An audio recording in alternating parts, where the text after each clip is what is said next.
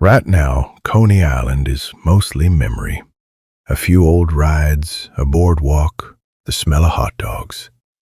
Most people walk past and never know what used to stand here. 100 years ago, this was the most electric place on the planet. 3 giant amusement parks, 250,000 light bulbs burning against the night sky, millions of people pouring in for a nickel. And then, one by one, it burned to the ground. I used AI to rebuild Coney Island exactly as it looked in its golden age, and to walk you through how it rose and how it fell. Stick around. This one's wild. Before the towers and the lights, Coney Island was just a beach at the far end of Brooklyn. By the 1880s, it had a reputation, and not a clean one. Gambling, cheap hotels, con men working the crowds. The newspapers called it Sodom by the Sea. Respectable families mostly stayed away.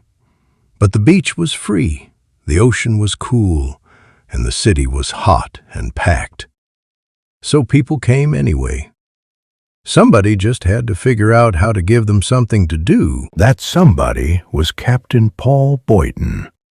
In 1895, he fenced off a patch of land, charged 1 admission at the gate, and called it Sea Lion Park. 1 price, everything inside. Nobody had really done that before.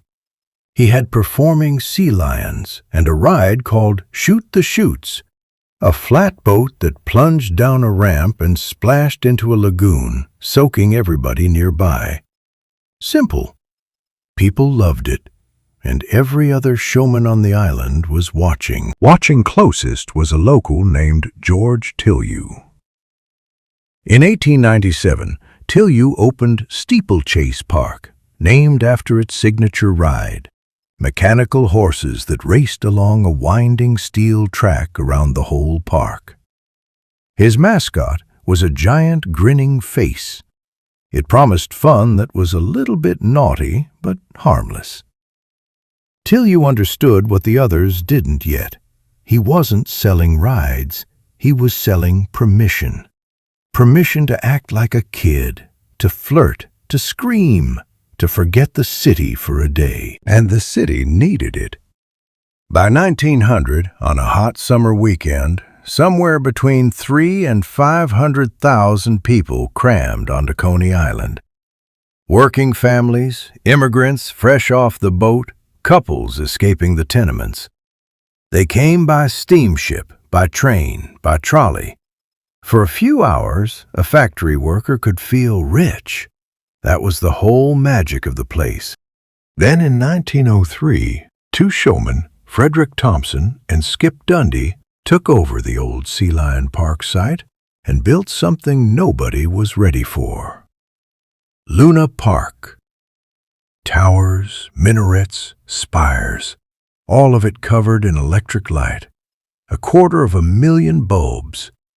Remember, most of America barely had electricity at home yet. People stepped off the train at night, saw Luna Park glowing on the horizon, and genuinely thought they were looking at a dream. They called it the Electric Eden. Luna Park's success lasted exactly 1 year before it had a rival. In May 1904, a politician named William Reynolds opened Dreamland right next door. If Luna was a carnival, Dreamland was an attempt at elegance. 1,000,000 more lights, everything painted white.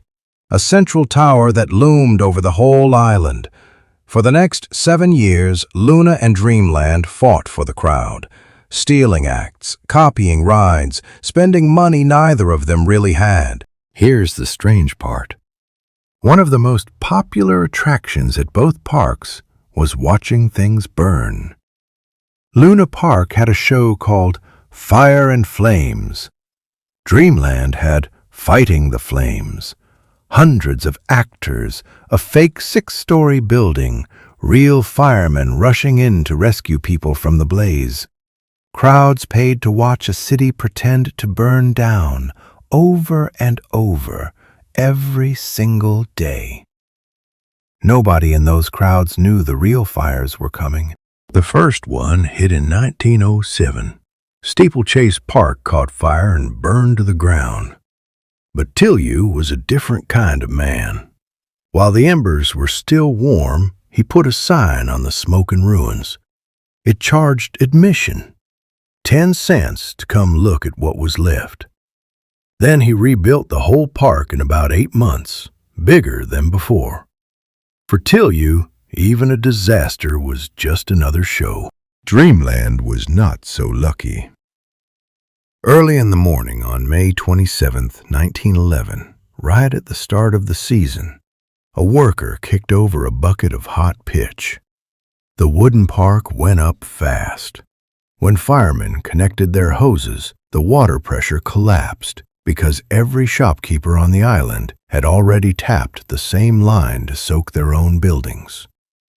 The great white tower burned like a torch.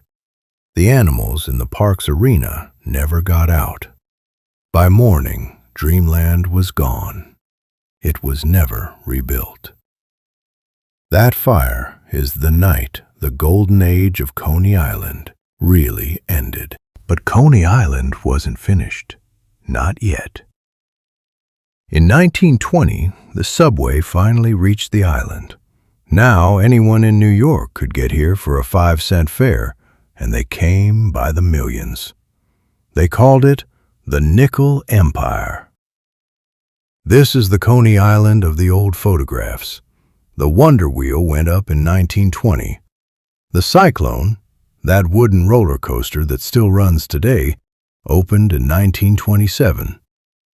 The beach got so packed you could barely see the sand. The last golden moment came during World War II. Coney Island became a working-class heaven for young couples.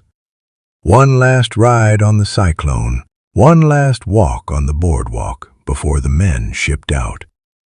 Some of them never came back. And the parks themselves were dying. Luna Park caught fire in 1944, struggled on, and was gone by 1946. The crowds thinned, the lights went out, building by building. What's left today is a ghost of it. A few survivors, like the Cyclone and the Wonder Wheel, still turning where an electric city once burned against the sky. Thanks for walking through it with me. If this brought the place back to life for you, hit like and subscribe, and tell me in the comments which lost place you want me to rebuild next.